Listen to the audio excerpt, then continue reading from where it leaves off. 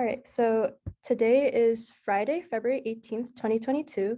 My name is Emily Ma, and I'm here with Miss Kim Seto for the Houston Asian American Archive at Rice. So to start from the very beginning, could you tell us where and when you were born? When? It's a long time ago. I was born in 1950 in a little village in the southern part of China, in the Guangdong province. Great. And could you describe the household that you grew up in? The household that I grew up in, um, I lived in China till I was five and a half. Before that, we were living in a village. My family is supposed to be one of those uh, landlords back in those days. So we had, I eventually had like 7 siblings. So with my parents and my grandparents and lots of servants when we were growing up in China, and then we escaped to Hong Kong. So it was a totally different environment because we were afraid of being persecuted. Um, so we changed our names, we really hid our identities, and we didn't talk about our past so much, no politics naturally. So it was a pretty, in retrospect, it was a very sheltered life in a very vibrant metropolis such as Hong Kong. So yeah, it was, it was, we had a good life, so to speak, but it was pretty sheltered. My parents didn't dare to take us places, and we never went back home for a long, long time. I didn't go back till 1995. So, and we in Hong Kong, I don't know if you know, it's space is very limited, so people pretty much crowded into small spaces, small flats. So we were lucky. We had a condo. We had 5 bedrooms, and which is very unusual for you know common people. If you're not rich. So we I feel pretty privileged. Even though it was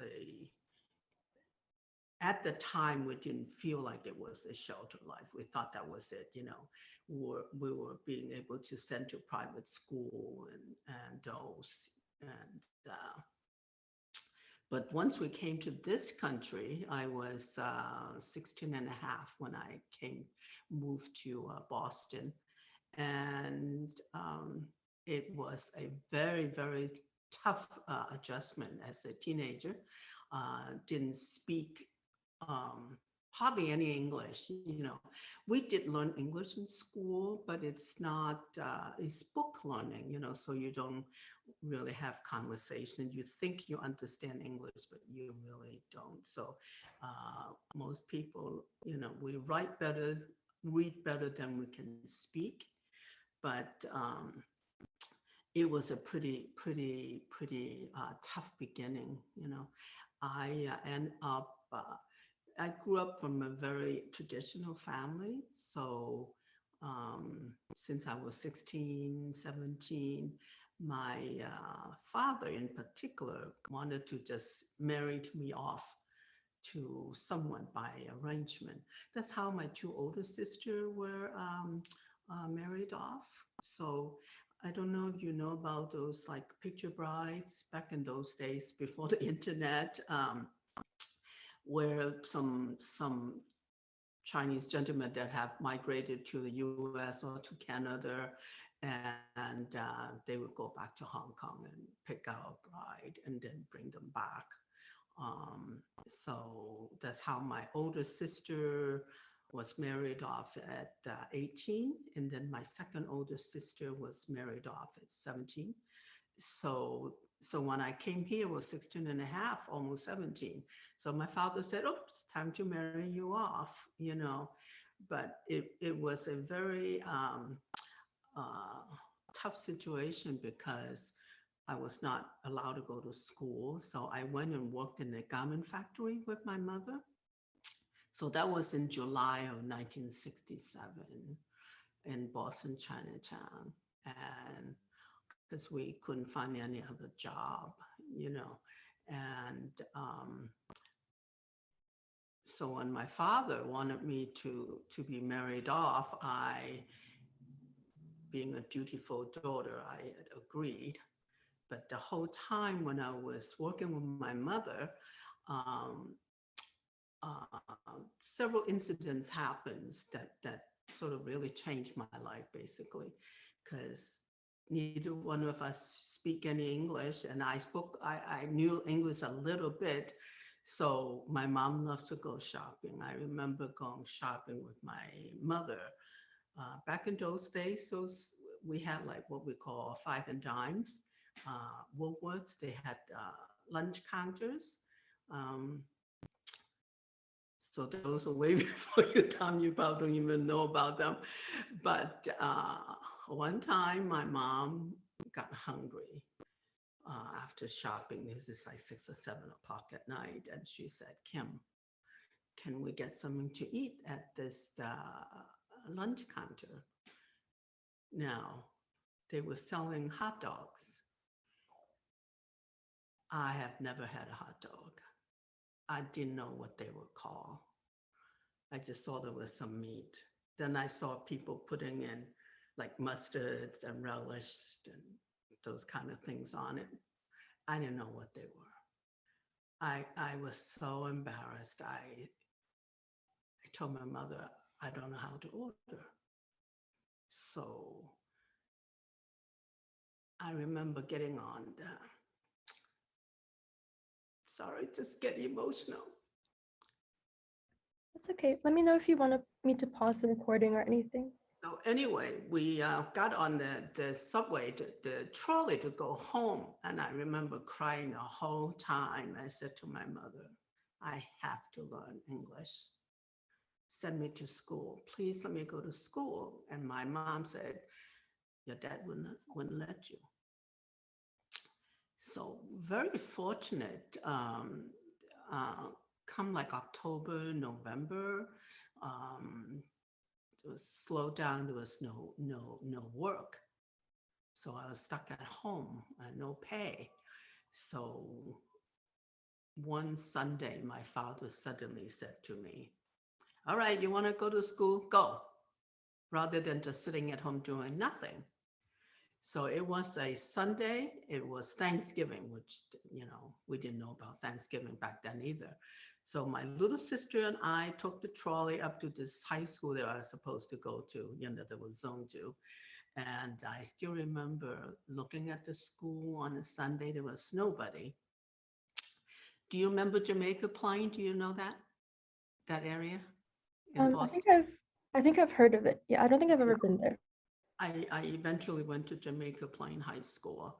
So I was just looking at the school and, you know, trying to figure out, this is the place to come tomorrow to come and register.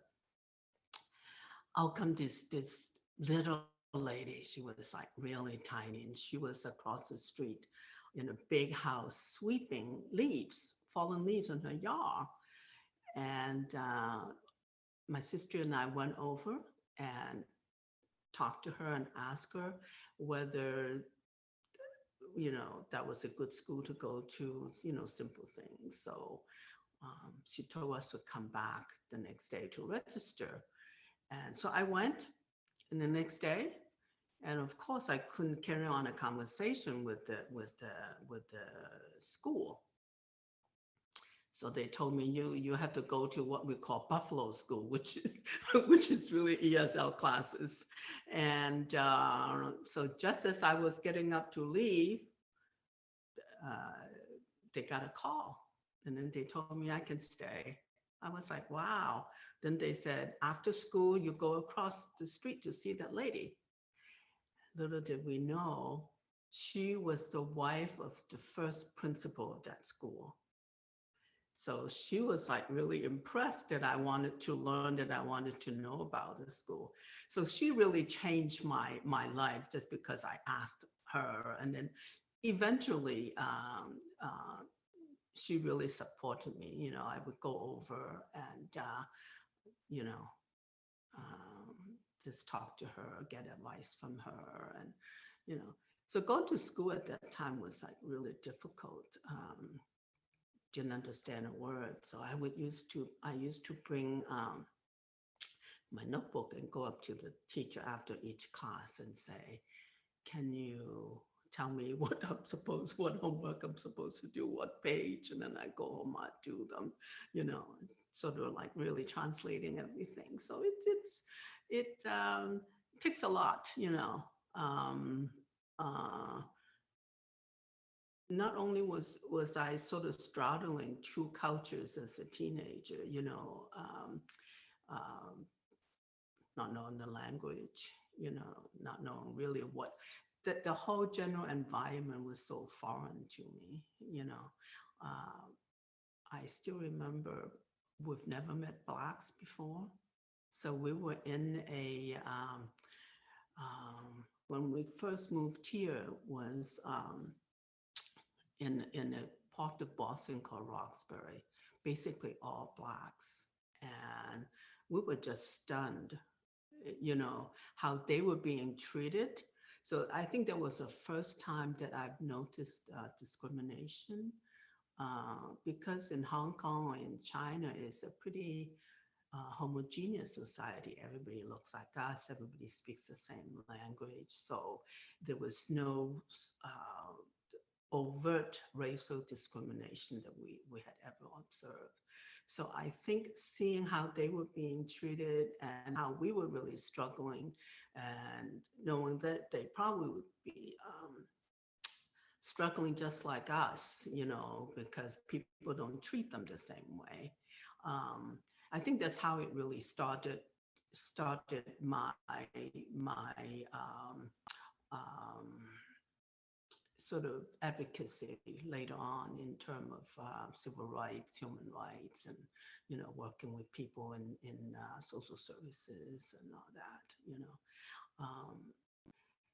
My teachers in that school had also totally opened up my eyes. I think because they were, for lack of a better words, like impressed with someone who really wanted to learn, who really wanted to know what's going on in the world.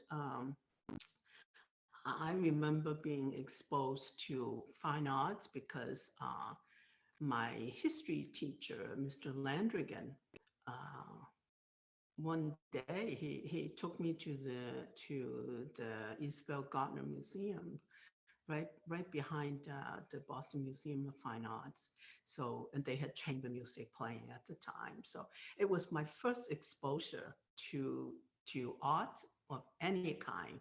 Never ever been to a museum. So, I truly appreciate that. So later on, when I was working with refugee youth, um, or immigrant youth, I always take them to museums, and just because I know that would open up their eyes to see, that we can be part of this great big, uh, um, that the world is good actually, So yeah, I enjoyed that very much, being exposed to more cultural stuff in this country. So, if you don't ask me a question, I'll be talking on and on. Thank you so much for sharing. Well, that sounds like a really hard transition to make, especially for a young teenager. But I didn't hear you, sorry. oh, sorry. That sounds like a really difficult transition to make, especially for a young teenager, like yourself. But it sounds like it really shaped your passions for the future. It did, and not only that, uh, I was determined to go off to college because I know like just having a high school education wasn't going to get me far, you know. Uh, I don't know how it happened, but I had a very high SAT score, so I was accepted into several pretty good colleges with full scholarships. But since I've only been here at the time like a year and a half, my mother in particular didn't want me to go away. So I ended up staying in Boston. But uh, teachers are all very nice, even though I was really struggling. I still remember freshman year English, I had to write this. I don't know if you guys are reading it now or you just read it in high school rather than in college. My very first thing in English lit was reading Iliad of Homer. So it's a myth, a Greek mythology, right? Which I did not know at the time. So I couldn't understand a word, what it was all about. And I remember my professor, Dr. Bluestone, asked us to write an essay on it, right? And I stayed up till like 4 a.m. just trying to write something, but I didn't understand what was going on. But again, I just did my best, did my homework, and the teacher was very, very understanding. And he looked at me, he goes, just go home and write whatever you can think of, you don't have to write about this book. So people really helped me along the way. And that's what helped me to have a better understanding of where people are coming from and have more empathy, when I'm dealing with people because of my own experience. And I remember teaching my mother and a group of her friends that worked in the garment factory in Boston, teaching them just simple ABCs. Because I remember we lived on a Huntington line, so we had to teach my mother that get on the line that has H. So we told her it was like a stool, a chair with the thing across. So you look for that letter, So that was really tough, So that's how I started teaching ESL much later on, all through trying to help people get adjusted. And when I was in my sophomore year of college, I heard from somebody that the city of Boston was handing out funds to privileged, underserved communities, and all the money was going into the Black community at the time. And so I said, like, what happened to the Chinese community? Now, Chinese community was very small back then. So that was, 50 years ago, right? And but there is a Chinatown, and there was a little place that we call Little City Hall.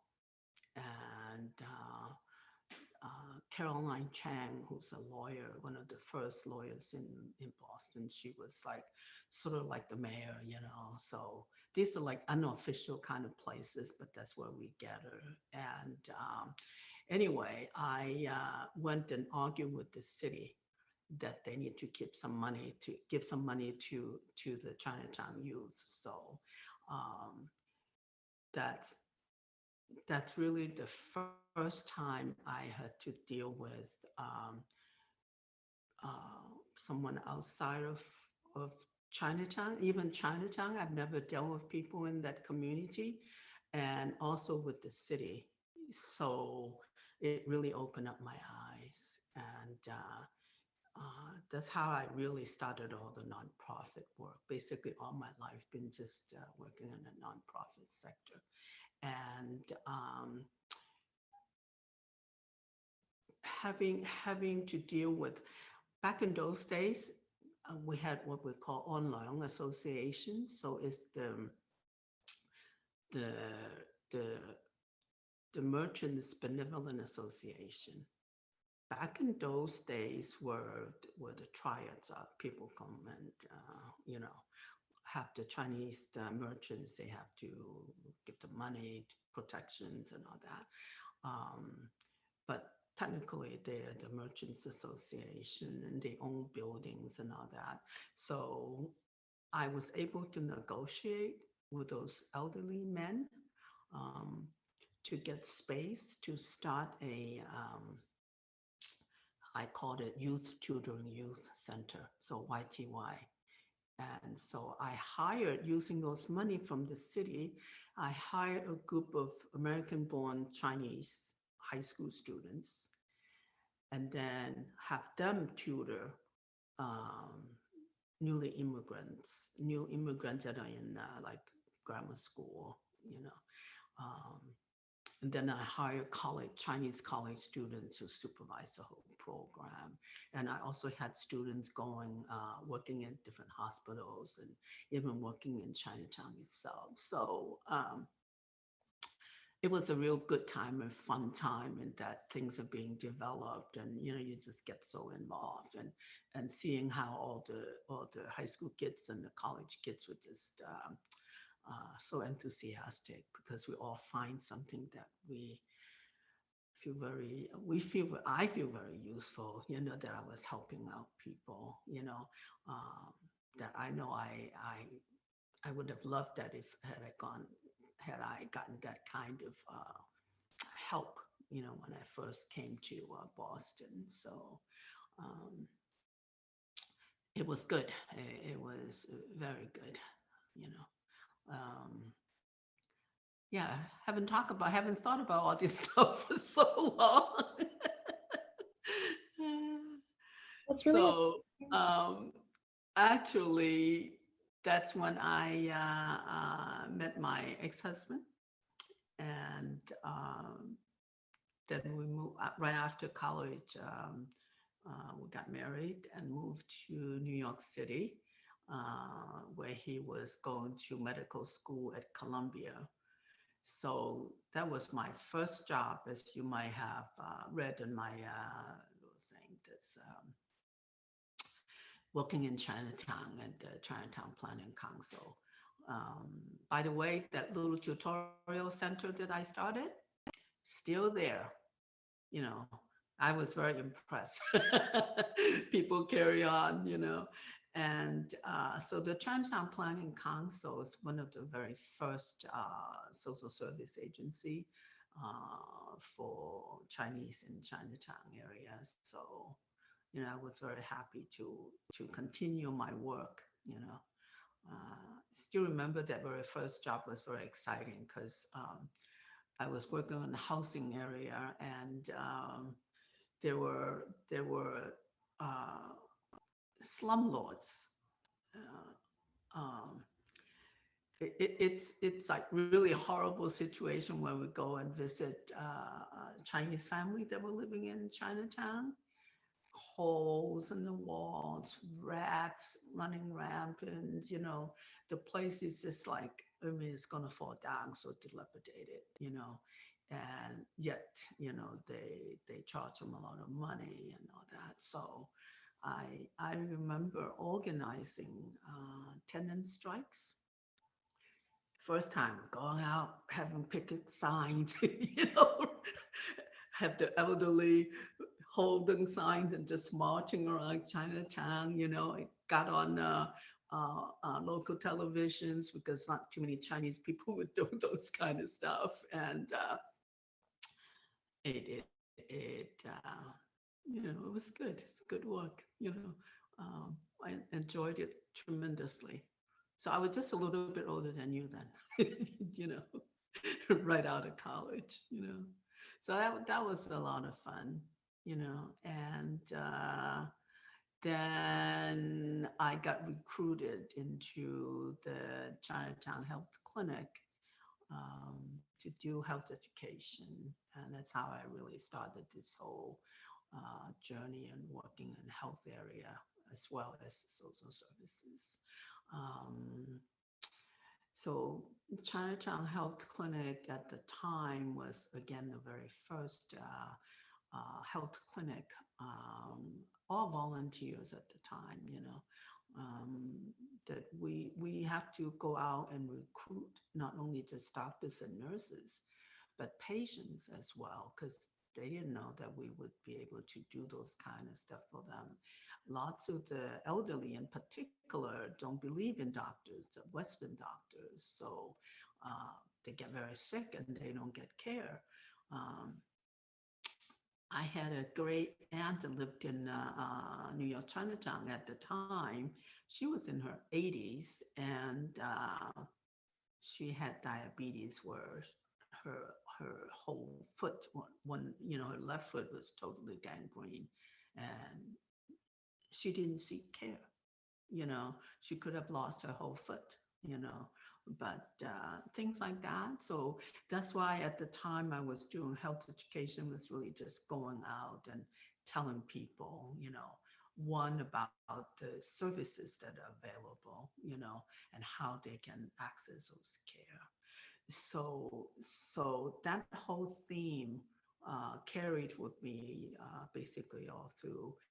It was the finding the availability, finding out what's out there, what medical doctors, what mental health practitioners available to serve the Asian community.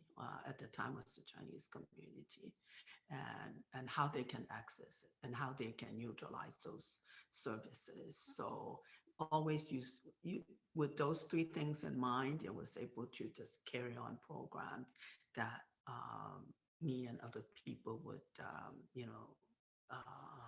sort of uh, come up with, when we're trying to deal with certain issues. So we said, well, how are we going to deal with this, So, yeah, the Chinatown Health Clinic later on became one of the largest community health center that is federally funded. I eventually went back and became their deputy executive director um, for the center, So, yeah, we had quite a bit. We had like $9 million in budget back in those days. It was pretty large, So that's where I learned a lot dealing with the federal government, because the program was federally funded. You have to write grants, you have to tell them what, So there was a lot of research looking into what's needed in the community and how to convince people those services are needed for them to provide funding so that we can carry on our work, So yeah, the Chinatown Health Clinic is now called the Charles B. Wong Community Health Center. And yeah, I'm very proud of that work. Also because we were always like in the sort of the pioneers, people who were starting out and do, so that tells you how old I am, right? A lot of things been like way, way back, So subsequently, I've moved quite a bit because my ex-husband became an academician, in medicine. So we'll go from, first he has to do his internship, his residency, then he started teaching. So we were moving quite a bit. The only place that I didn't deal with any Chinese community was when we first moved to Pittsburgh. We were only there for 1 year, and I don't know whether there were any Chinese community there. And then I moved to Los Angeles. We were there for 9 years. And that's where I started with a group of people, started a Cantonese language school. So everybody has Mandarin language school on the weekend for their kids, but I didn't speak Mandarin at the time. So I became the dean of instruction, and developed curriculums to teach and recruit teachers, of course, to teach kids Cantonese, Chinese. So as you know, the written language is all the same, but we say it differently. So that's also where I started working with non-Asian community for the first time. In Van Nuys, California, which is in the valley just outside of LA, and working with gangs. So but that again I think that's the first time I really paid a lot of attention to mental health issues because I saw how working with the parents, the kind of issues that they had to go through with their kids, and the reason why they got into gangs or participating in gang activities. So you're trying to look at the root cause, what's happening, and you're trying to look at the whole family, all the dynamics that are affecting that one child. So it's not just affecting that one child, but it's affecting the whole family. So that's when I realized mental health is very important, because if you don't have the support of your family and friends who understand what you're going through, it's going to take much longer. So, yeah, I was still very surprised. The kind of horrible experience those so-called gangsters, those youth had to go through, yeah. I think my whole immigrant experience really colored how I viewed society and how I become sort of empathetic with other people's situation and also because my ex-husband is Jewish Irish American. So that opened up like a whole different experience for me. It made me become, I guess, more open-minded. Even the mere fact that I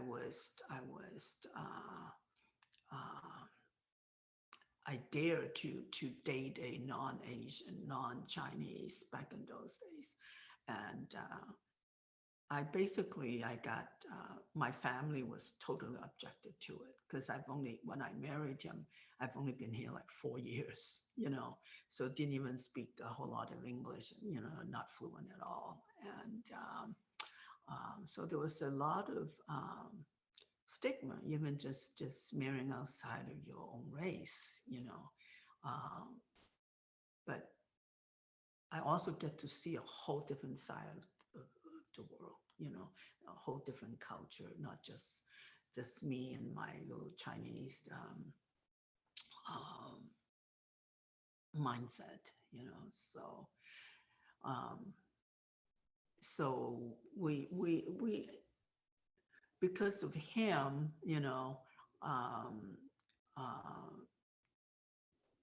I've become a lot more open-minded, but not only that, I was able to travel throughout the country quite a bit.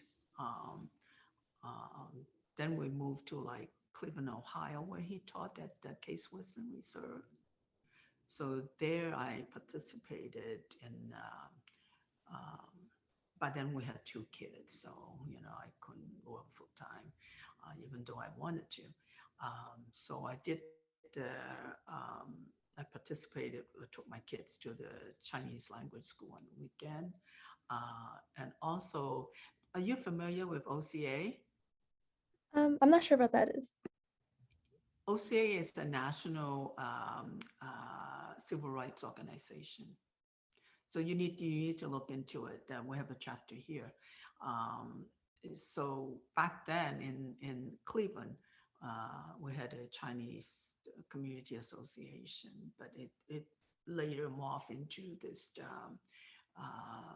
OCA affiliates. And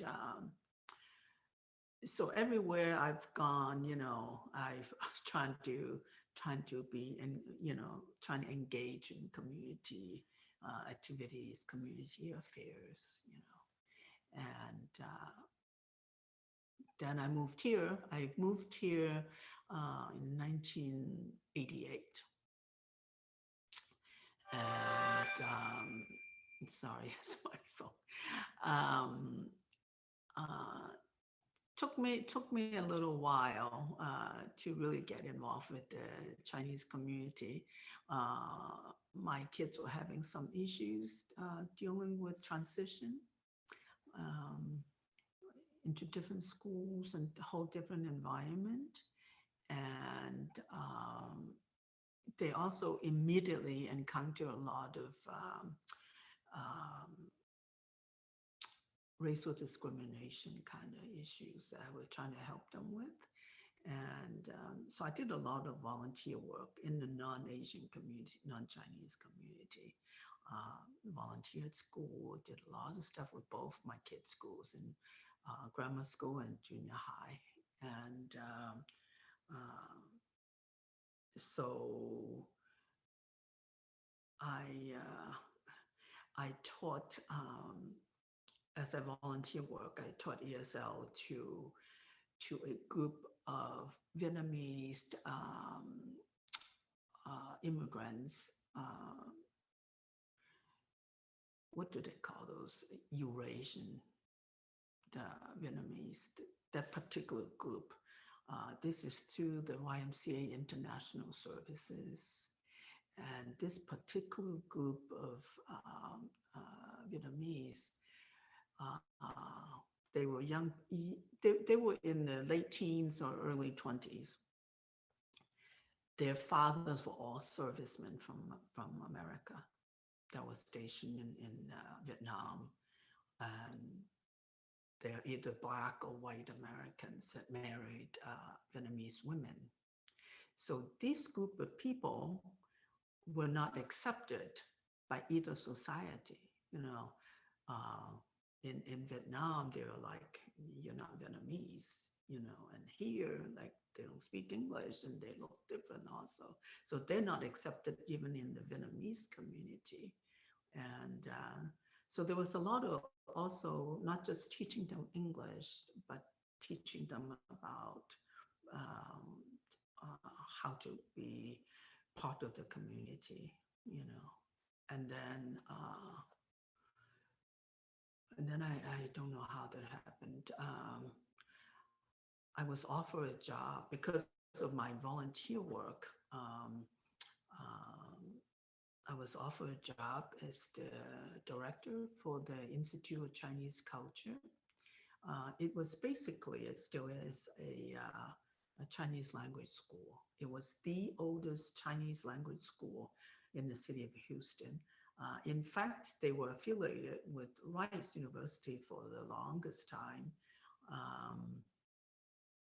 because it started by several professors and, from Rice. So classes used to be held at Rice itself before they had money to rent some facilities in, not even in Chinatown. So that also like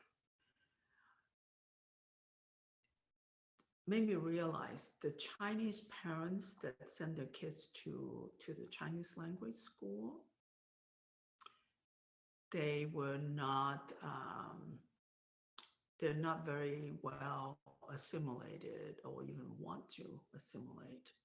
So very, very old-fashioned, very traditional, very strict, you know. So the kids were just the children who were all American born were also having issues, you know, assimilating or acculturating. You know, they also feel like they're living in two worlds. You might feel that way too, you know, that at home you have to be like really Chinese-like, but you have to be totally different when you're out going to school, you know, out with other people, you know. So that's when we started it's still going on, it's called Youth Leadership Council. Have you heard of them? And at that time, we still do this. Again, we were doing at Rice, you know, is to talk to the kids. So we have like what we call a summer camp like just 3 days at Rice University. Well, 2 nights and 3 days. So we bring in people from different fields and talk to them about, let's say, leadership skills and, all sorts of issues. But basically, it's trying to help them acculturate,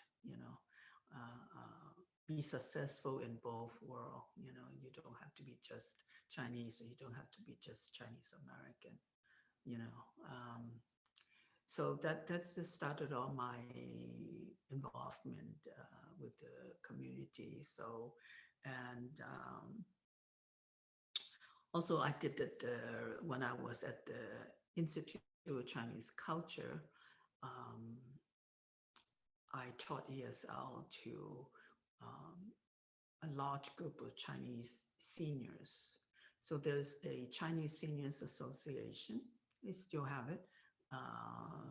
That will go in and teach them English. Then I eventually taught citizenship classes so they could get, the citizenship. And so, yeah, so it's like working with all different age group, youths and seniors, and at the same time, that's when I started, co-founded, APAHA. APAHA is Asian Pacific American Heritage Association. So that was the first organization in the Asian community that was truly encompassing all the Asian subgroups, rather than just dealing with Chinese American, Chinese community, Vietnamese community, Korean community, and so on, So the APAHA was very encompassing, we very inclusive, including all different groups. So we started with just trying to tell people about, first of all, about APIs, that we do exist, and we're not a homogeneous group of people, that we have all these different subgroups, different subcultures, and basically we just didn't want them to lump us all together, even though if they started acknowledging that there's, as you know, lately with the hate crime, with the API hate crime, people begin to sort of notice more Asian Americans and the issues that we're facing, But APAHA was basically a cultural organization. It's to share the culture with people, and so that was a great segue into me working with Asian American Family Services. When we started, was called the Asian American Family Counseling Center. The reason why we even started that organization was the fact that at that time, there was only the Chinese Community Center that was providing any kind of social services to the Chinese community. And then there was a Vietnamese community group who is now defunct, that they started, but they only deal with the Vietnamese group. And there were a couple of community association groups, like for the Korean and the Japanese and, the Filipinos, but there was no group that were providing social services or mental health services of any kind of services provision to the entire Asian community. So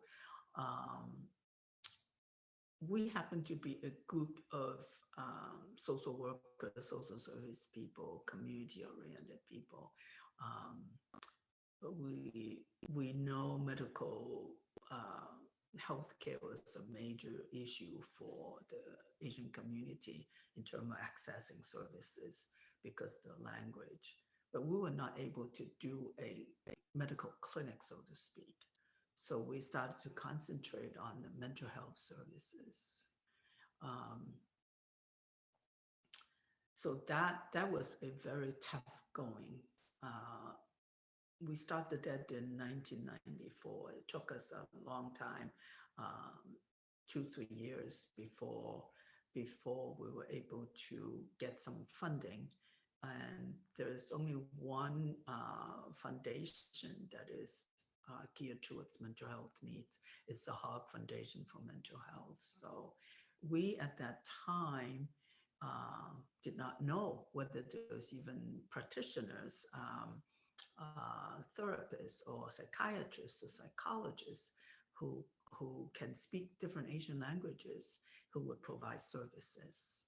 So we started with just developing a directory, getting information, and then we realized that not too many people speak an Asian language. If they do, they are not fluent. They're conversational, so they cannot provide services. Basically, not in their native tongue. And there were not too many people that were licensed in the field.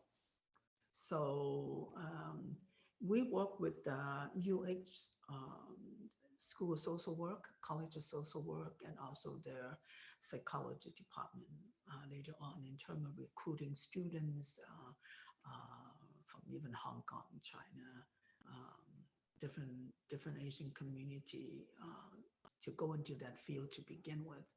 But it takes quite a few years. It's like 2 years of grad school social work, and then you have your practicums a whole year. Then you get, take you another year to get your license. So it's a long process. So we started by just first developing and seeing what is available, and then we got some funding, and we started to recruit some people as volunteer therapists, whatnot, and gradually, I became the CEO in 1999, and we were able to recruit a couple of people who were actually working full-time for some non-Asian organization. One person worked for the prison, working with youth groups there who are in prison. He's Vietnamese. And then we had a Chinese woman practitioner who was not really in private practice, but she does sort of counseling at a church. She's licensed. So we recruited those two people part-time to just come in. So here lies the problem. One, people don't know that you have those services available. And two, the stigma of mental health is just such a taboo, not only in the Asian community, but in the general community. So I always say we're selling something nobody wants, So we're trying to tell people about the kind of services and why they, what it is, when and how they should access services, But then the major problem is we don't have enough people. We don't have enough hours. We don't have enough people that speak the different Asian languages. As you know, Asian is not just Chinese or Vietnamese, so that was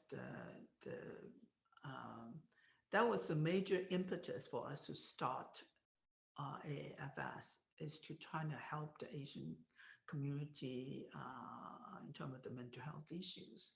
But that's also the major hurdle, a major challenge, because our community is so diverse. So you can just have one person, one group and said, okay, I'm helping the Asian, you're not, So finding interpreters for, we've tried to have psychiatrists or people from the hospital that Baylor and others, we're trying to have their resident come in and we would provide interpreting for them. but that's not really optimal, you know, because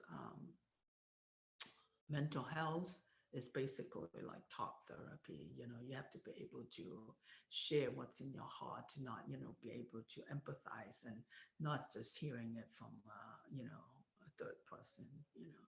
And, you know, because of the confidentiality, we usually don't bring in family members.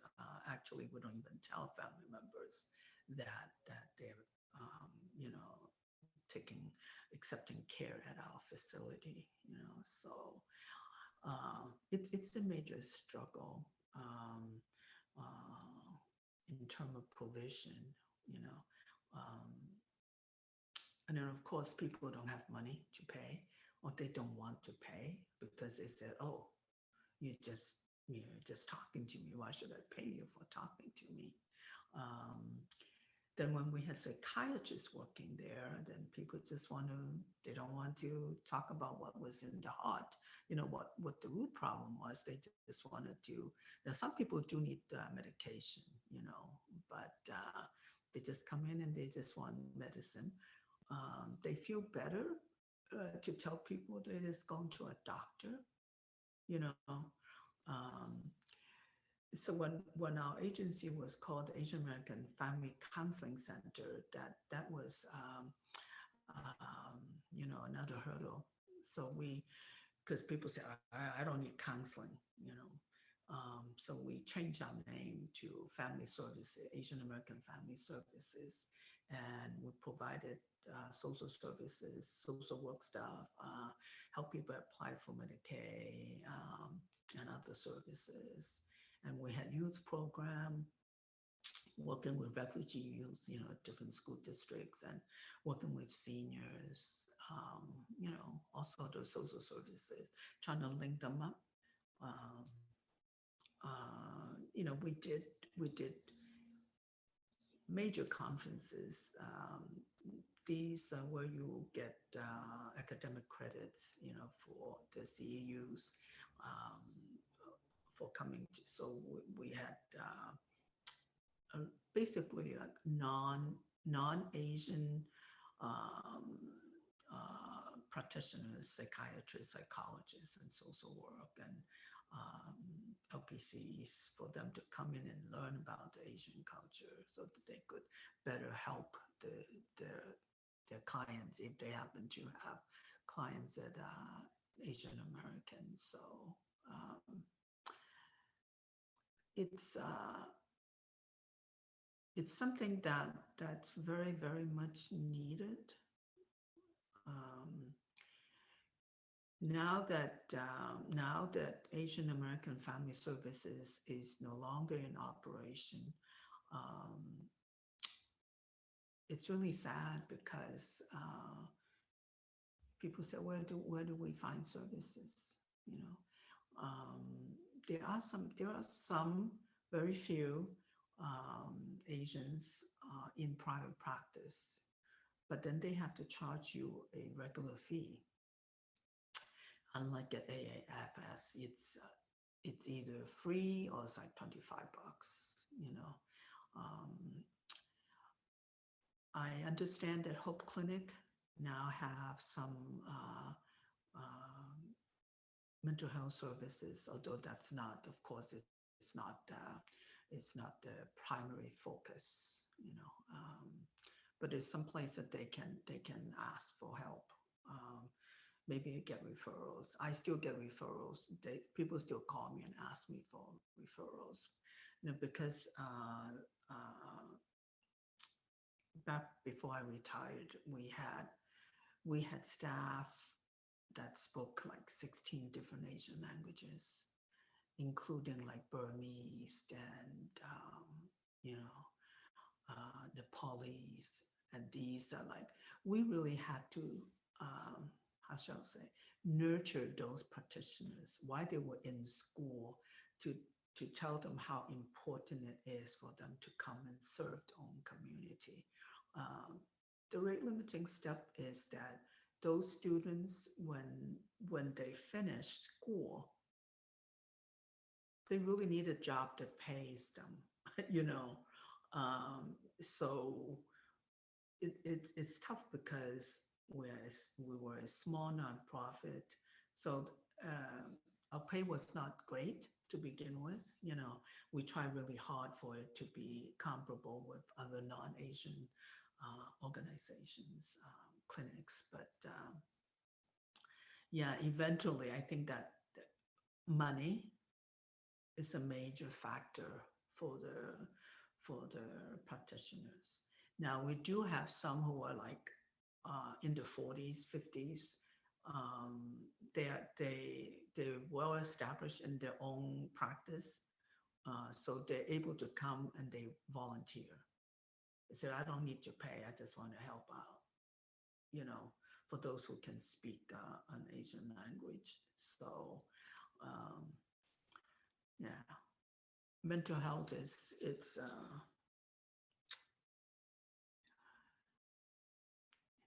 a tough subject, you know. And so, like you mentioned, many Asian families don't really view mental health as important or acceptable to talk about due to the stigma, and how there's often a lot of shame associated with reaching out and seeking more help in traditional Asian culture. So, how did you help patients who had trouble kind of reconciling this? We actually, lots of times the patient don't come on their own. Um, we started out having clients that were referred to us from school by school. They said, oh, we can't deal with this kid. We also had lots of kids that are referred to us from the court system. This is how we all got started, because we would go and do public outreach. So we go to school districts and doctor's office and just tell them, hospitals, and tell them that we're around. So if they have Asian clients, so that's how they got referred in. And they don't recognize that they have a problem. They don't want to accept that they have a problem. Neither do the parents, you know. So it takes a lot more education really to talk to the parents and tell them how we can really help them, you know. And eventually with a lot of, we did a lot of radio programs, newspaper articles in the different languages, and people who came to us were primarily people who were really sick with major issue that they recognize that there's something that they can handle, and even though they don't know what it is, they don't want to, you know. So they're mainly very sick people. They don't come in when issue first started. So the people who come in really to do therapy were basically American-born young adults, you know. People who come in from relationship issues and maybe addiction and all that. Whereas the other whole group, people with schizophrenia, you know, lots of major mental health, mental illness, you know, that we felt like we were not really totally competent in dealing with, because we don't have so many different full-time clinicians that can help with all these different issues. You know, we had lots of domestic abuse clients. You know, after we went out and did a lot of public education about what's child abuse, what's domestic abuse, and all those stuff, and also sexual abuse, which is something, you know, on top of being a mental health issues, you know, there was such a shame and a stigma for them to even discuss. So um, we get them, and it's really sad. We have had women just because we eventually we moved to Chinatown, and so we were very close to our client base, and we had women that were being chased by the abuser, that were just running out of the house, one shoe on, with nothing, it just really awful, went to call police and all that. We had children that were being abused by the parents, and they go to school, the teacher said there's something wrong, but they couldn't talk about it, you know. Um, I still remember this one of the very few first cases that we dealt with in the school district was that a 9-year-old Vietnamese kid had threatened to commit suicide with a pair of scissors at school, and we got called, and we had a Vietnamese clinician that rushed out. It was pretty far away. I forgot what district it was. Spoke to the kid in Vietnamese. So what happened was that both parents worked. So the grandfather was the one that was, stayed home to take care of him. But when he comes back from school, the grandfather would just tell him to do homework. If he doesn't do homework, he hits him, and he makes him kneel in front of the wall for like hours on end and won't feed him, so the kid says like, wow, like what's there to live for, for a 9-year-old to think of committing suicide. Um, it was pretty bad, but we were able to work with the grandfather, so little things like that, um, even simple things like we work with um, the Burmese refugee kids. They were being like bullied at school because they had never. Some of those kids grew up in a refugee camp in the Philippines and so on, and some of them had never even slept on they had dirt floor, would they would come to school. They've never held a pencil. They never went to school. And so it was really tough for them to go to like junior high and high school, and they would spit on the floor, and they would wear their own ethnic clothing because that's all they wear. So people would laugh at them. So we work with that whole group of kids, and we not only work with the refugee themselves and trying to teach them how to be acculturated, but we also teach the school. We held like classes for General Assembly to talk to the whole school about what's going on and all that. So those things you might not think of as mental health, but it affects the kids, it affects how they really deal or look at the world, that it's not fair and all this other stuff, so yeah, boy, I haven't talked about it I haven't even thought about this for so long. Now it's getting kind of like emotional, thinking about how the kids that we had to deal with, Yeah. I remember this one 16-year-old Vietnamese boy who had just been here a few months, and he saw that kids were like having birthday cakes, birthday songs sang to them, and eat presents and all that. He came to me one day. He said, "My parents don't love me." I said, "How do you know?" I said, "We Asian don't openly express our love by like other people saying I love you, or hug them, And he said, They never say to me they love me, and I've never gotten birthday cakes. So I end up having to explain to him that in my culture, in the Asian, Chinese culture, like we don't celebrate back in the old days in our home country. We don't celebrate people's birthday. Never, little kids, you don't get that kind of respect. You don't get to celebrate your birthday until you turn 60. So that's a big birthday. I guess back in those days, our life expectancy is much lower, so when you reach 60, that you've made it. So that's when your children will give you a big big banquet and all that.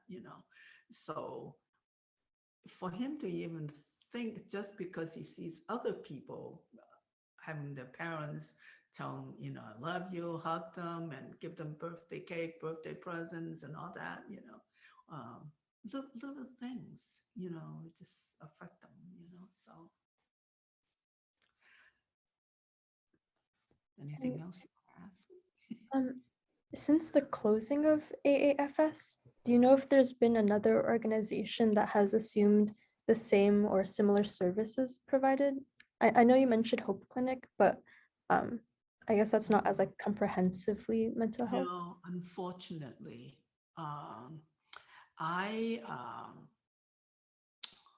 had to retire because I was very ill, and I was somewhat surprised that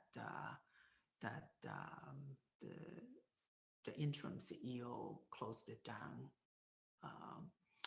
I think it's very difficult if you don't have the passion and the compassion to deal with this kind of issues.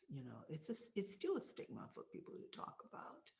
So I immediately was trying to sort of restart, because it wasn't like totally closed. So I'd gotten a group of people together and said, okay, we don't want it.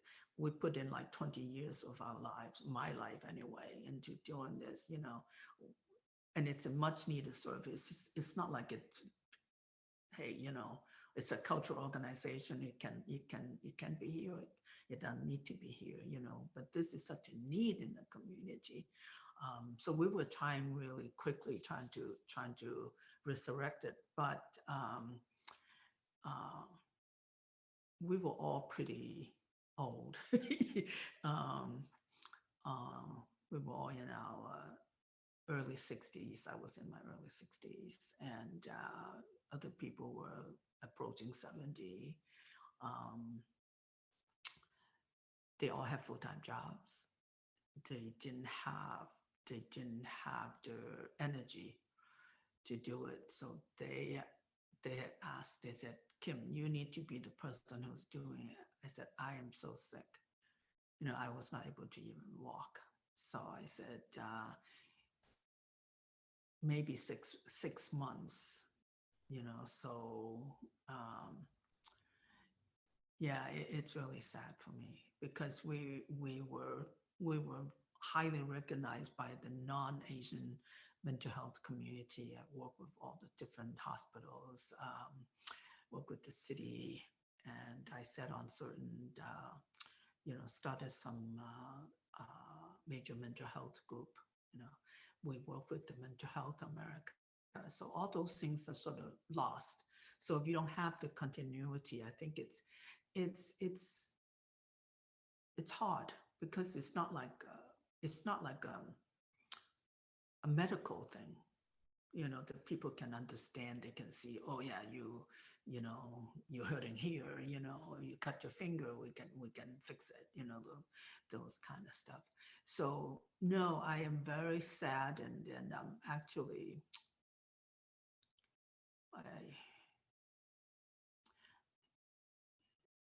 it's terrible for me to know that such services is not being carried out. And even if some people are doing it, they don't have, uh, they are not providing overall, looking at the whole person kind of thing rather than just one single thing. That's why we try so hard to have the medical people be uh, uh, aware and involved in even recognizing what the problems are to make referrals. I did work with Hope Clinic to include 9 questions in their intake forms that will identify someone needs help, someone needs mental health help, and would also not diagnose, but indicate the seriousness, how quickly, how soon those people need to seek care, But you know, I wish one day, you know, maybe you guys would like to help. Yeah, I would, if my health allows, I think I would gather a group of people. I can act as an advisor, to help them get going again. It takes a whole lot to be like, you know, uh, being a Medicaid, Medicare, and insurance provider, because if you don't accept insurance or Medicaid or Medicare, it's another barrier, for people, to access care. And we also open like on weekends, we do late hours so people can come after work, come after school, Um, so no, there's no one that's just concentrating and focusing on providing mental health. So sad, huh? Yeah, it sounds like it's a big piece missing from the community. Yes, it is. Yes, it is. Um, yeah, took us 20 years to build it up. And yes, very sad. Um, for the future, like what is your outlook on the future of mental health, particularly in underserved populations in Houston that might need multilingual care? I think the problem's going to continue in the sense that it is, unless there's some major issues like this hate crime kind of thing that will galvanize the Asian community to come together and say, hey, mental health is very important, otherwise people would just get blamed. I remember, that Virginia Tech shooting, remember, was a Korean guy that did it, but he was really mentally ill, but instead they don't talk about this mental ill person who's doing all this, things. They said the Korean student did it. So the focus was on the race.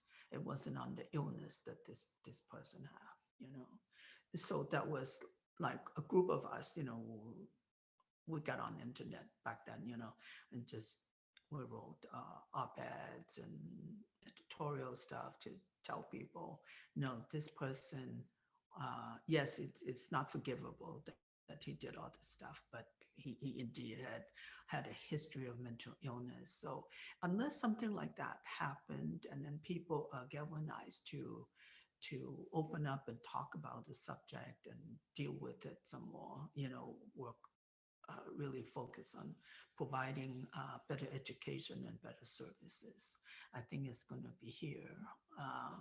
Statistics that always indicate that Asian, like 1/4 as likely as white to access mental health care. So even mental health in the general population, it's what I call a stepchild. People don't look at it as carefully. funding is funded separately, so yeah, it's I'm not optimistic, but um, given what we were able to do in the past, changes can happen, right? Because we didn't know it could do, could happen, but we did. We started and worked on these issues, and I know we affected and made a lot of positive impact on people's lives, in the short 20 years. So I think that if someone would get going and get started working on this, maybe even as a school project for the psychology students or social work students, I think it's another start. But again, there's a group of us that are here that we're willing to provide consultation and advice on how to get going and doing that. What has Okay. been your proudest accomplishment from working within AAFS? I didn't hear you. Oh, sorry. What has been your proudest accomplishment from working within AAFS? Within AAFS, I think the whole existence of AAFS is a major milestone, a major accomplishment, not for myself, but for the Asian community at large.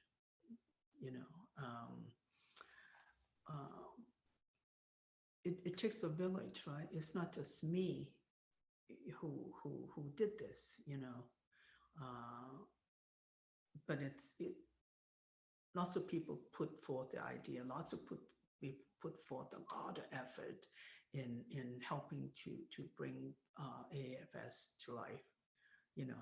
I'm the one that was just pumping air into it, making sure it stay alive. Yeah, I think AAFS itself is a major accomplishment. But then the demise of AAFS is a major disappointment in my life. Yeah. I think it was so important to me that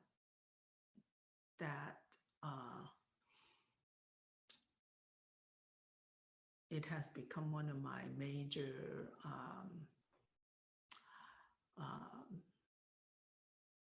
I don't want to say failures.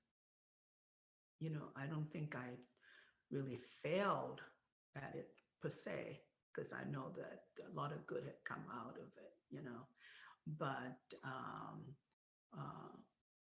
so maybe it's a major disappointment along with my, not to be personal about my divorce, that I had 24 years of wonderful life, with someone I loved. And so it's very similar to AAFS, that for 20 years, I put forth a lot of effort to nurture this organization, nurture its purpose, to help people. So yeah.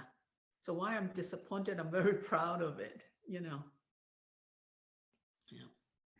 And if you could go back in time and give a piece of advice to your younger self or anyone pursuing a similar path in life in mental health advocacy, what would you tell them?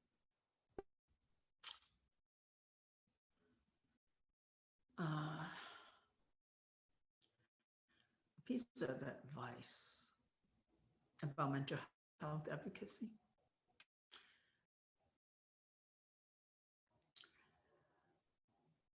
I would think maybe secure funding, having a continuous stream of funding that are not dependent on donations. So by that I mean like becoming a Medicare provider, being accepted by insurance. So those will help you be on the par of medical services. So you don't have to depend on some, you want to help the indigent, they might have the Medicaid, that we can help them apply for Medicaid and then provide them services. So if people don't have to pay, so to speak, or they know the insurance covers them, they are more likely to seek services. So I would say but it's a double-edged sword, okay? You cannot become a Medicaid, Medicare, or insurance provider unless you have certain number of licensed people, licensed either MDs or PhDs or LCSW. There are certain things that are not being covered. So our major problem was I'm constantly writing grants, proposing different services so that people could give us money. We got government grants and all that. So when the last year I was at AAFS, our budget was at 1.3 million. So that's a lot of money that you have to maintain, to bringing in every year to provide those services. So my advice, or I wished, which I knew couldn't have done sooner, is to get those funding stream in line. So that's why working with a medical clinic can provide, it's much easier to bill Medicare and Medicaid for it. So because then you're linked up as part of the medical service,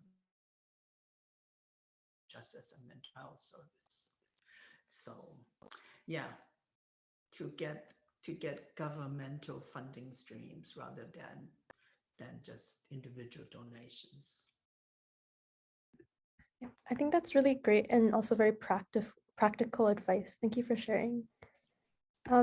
So moving on to some more personal questions, how would you identify yourself as a person? And this can be in terms of like your ethnicity, your religion, your core beliefs, or anything of that sort. Interesting question.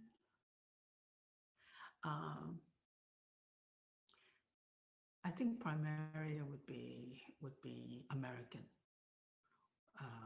Chinese American. American in that, because I'm really educated here, I feel like I really grew up in this country, in terms of what I've learned, in terms of my attitude towards life, towards everything, I'm more American than I am Chinese in that regard. And yet at the same time, I'm a very traditional Chinese woman, so it's sort of, enigma, right? Because you feel both ways, but I dream in English, I think in English, I open my mouth, I speak English, yeah. So Chinese American, right? I see. And what are some of your current hobbies and interests outside of your professional life? Painting, drawing, used to be reading, but I have a lot of medical problem with my eyes, so I'm legally blind, so I have trouble reading. Other thing that I really enjoy is traveling.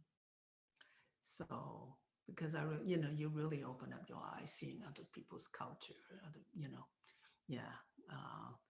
I would say traveling is probably the greatest joy, other than working. unfortunately, the last time I traveled was end of 2019, and then the pandemic started. So I'm itching to get out, you know. But yeah, I love to paint. I do Chinese calligraphy and do drawing, you know. I think all those so-called artistic stuff comes from the fact that my high school teacher took me to the museum. It's like, oh, you know, you can do that, you know, like you know, you may know this in China or Hong Kong. Those things are not nurtured. You just go to school and you basically regurgitate what you learn. You know, there's no creativity that's encouraged. You know, so I still remember first time in high school, I was in this, I guess this art class. I still have it. The teacher gave us clay. I'm like, didn't know what the heck that was, you know, and we're supposed to make something. So my first piece of artwork was a little clay pencil holder. I still have it since high school. It kept that, you know, and yeah, it's been a good life so far. Yeah, I think having a positive attitude, you know, um, yeah, having a can-do attitude too, you know, like all these things happened to me would certainly not have happened had I lived in China or Hong Kong. You know, I would have never experienced any of these stuff, you know. So yeah, I'm just like, I am, I'm very happy being a Chinese American, you know, and I've lived in this country longer than I've lived anywhere else, you know. So I've been here 50 some years. Can you imagine? Boy, huh? Yeah. Yeah. It's been good. Yeah, it's really great to hear. And Yeah. if your children watch this interview video in the future, what's something you would like them to know as they watch it? Both my children are very proud of me, proud of the work that I've done all through. Um, my son in particular has followed and done some nonprofit stuff, you know, leadership stuff, you know. What would they want to? What would I want to say to them? Oh, be happy. Find what they like to do and enjoy it. You know, like I enjoy my work when I was working, so it was never. It was not like going to work. It was just doing something I really liked. You know. And not to take themselves too seriously, you know, and be kind to people, be kind to others.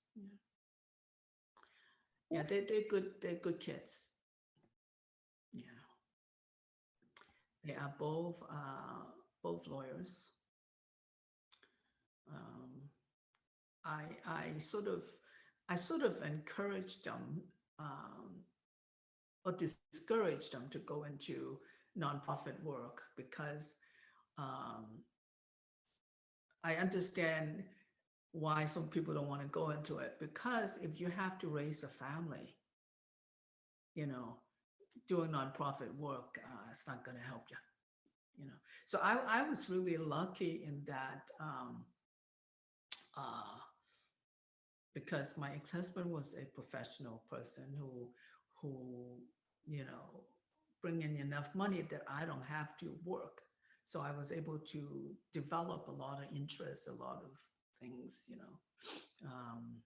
And also later on, I didn't I didn't need a hefty paycheck to keep myself living well, so. Yep. So be happy, be kind, enjoy life. That's really good advice. Thank you so much for sharing. I think that's good advice in general too. I'm sorry? That sounds like really great advice in general. Yeah. Thank you so much. But this has been fun. How can I get, do you have a transcript of this later on, or would Yes. you? So I'm gonna pause the recording real quick. But thank you so much for sharing your experiences with me. It's been a really great interview.